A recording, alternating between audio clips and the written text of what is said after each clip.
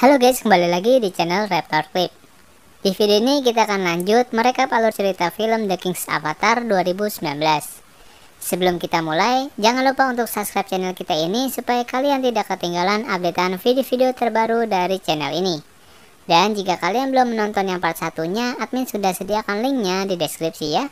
Oke, kita lanjut.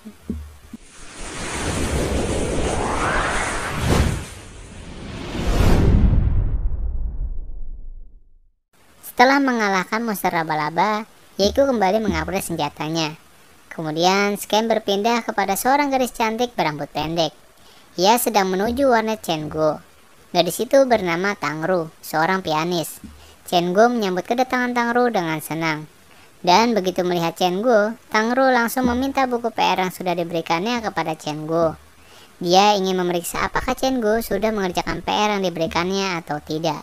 Chengo langsung memanggil Yeku dan menyuruhnya untuk membawakan 2 koper milik Tangru ke kamar. Saat di kamar, Chengo berusaha mengalihkan perhatian Tangru, tapi Tangru tetap ingin memeriksa PR-nya Chengo. Tahu kalau taktiknya tidak akan berhasil, Chengo langsung menyalahkan Yeku yang datang membawakan koper Tangru. Ia berkata bahwa Yeku adalah penyebab kemalasannya hingga tidak selesai mengerjakan PR. Anjir, Yeku bingung karena namanya disebut-sebut padahal dia tidak tahu apapun.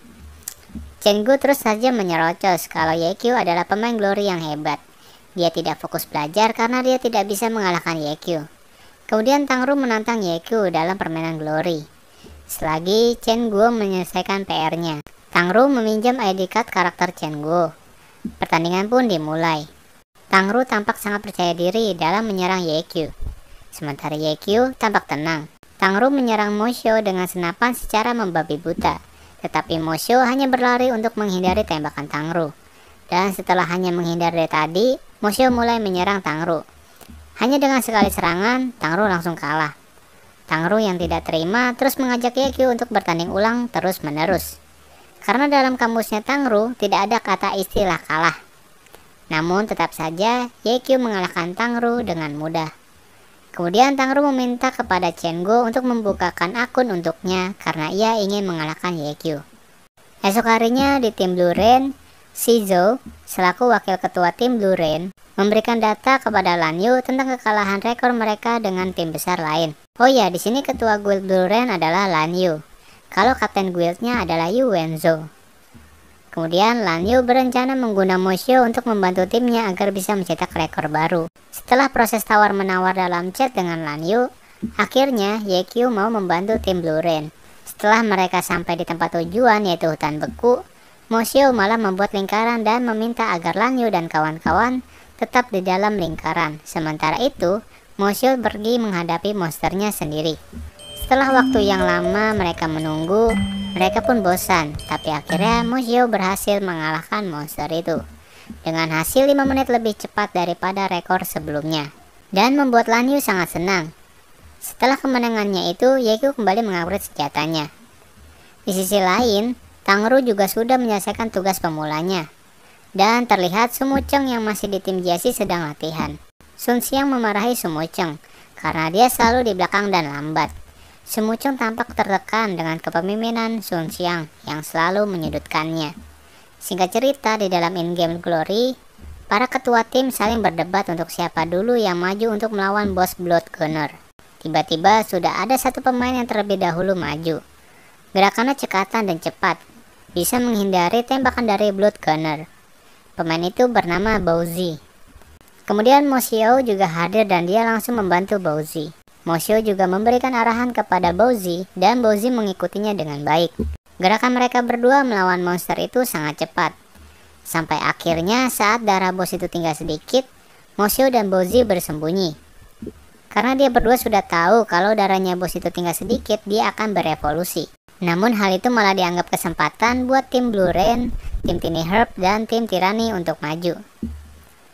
Benar saja, bos itu tiba-tiba menembaki mereka secara membabi buta, dan ketiga tim itu langsung kalah.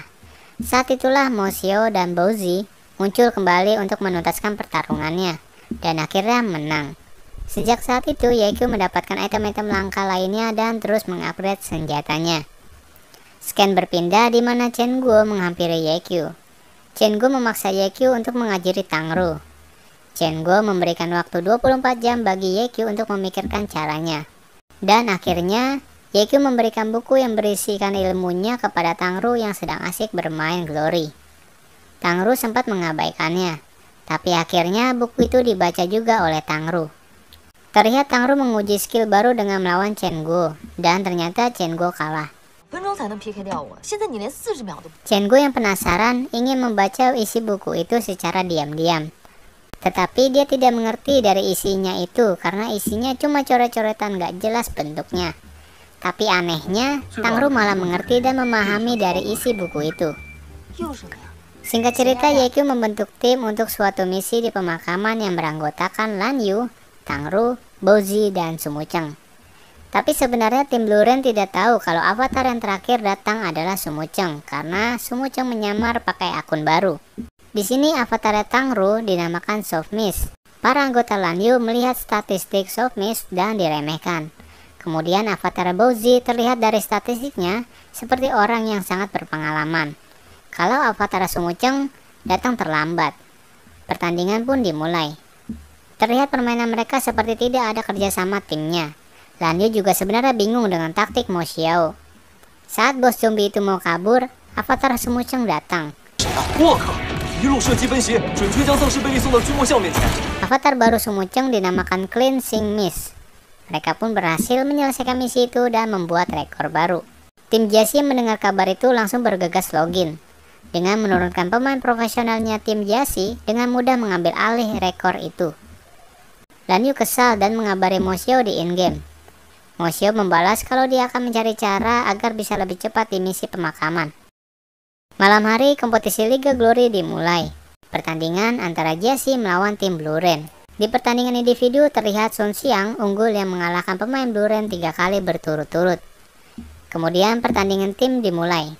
Sun Xiang memakai akun Loa dengan profesi Meiji Tempur. Sementara Wenzo memakai akun Swoksar dengan profesi Sang Dukun. Sumucheng memakai akun Dancing Rain dengan profesi Gunner. Xiao Tian memakai akun Troubling Rain dengan profesi ahli pedang. Begitu mulai, Jiaxi langsung menyerang agresif tim Blue Ren. Mereka mengincar Swoksar, tapi Troubling Rain yang gesit juga menyerang Dancing Rain. Pertandingan berlangsung seru. Swoksar tidak bisa dianggap remeh karena dia mampu menghentikan gerakan Loa. Semua penonton live di studio maupun di luar studio bersemangat, kecuali Chen Guo. Dia lebih memilih menghitung pemasukan dan pengeluaran warnet. Sun Xiang bergerak dengan cepat. Swoksar tiba-tiba menyuruh timnya untuk mundur, dan semua langsung berlari mundur. Sun Xiang segera menyuruh timnya mengejar tim Blue Ren. Ye Qiu yang di warnet mengatakan kalau Jiaxi akan kalah, karena dia tahu Yuenzu menggunakan taktik andalannya yaitu taktik box one dan Sun Xiang tidak menyadarinya. Xiao Tian sengaja membuat sibuk Sun Xiang yang mudah emosi dengan mengajaknya berduel 1 versus 1 di beda tempat. Sumucheng yang menyadari hal itu meminta Sun Xiang untuk kembali ke posisi awal, tapi Sun Xiang mengabaikannya. Dia sudah nafsu ingin mengalahkan Xiao Tian.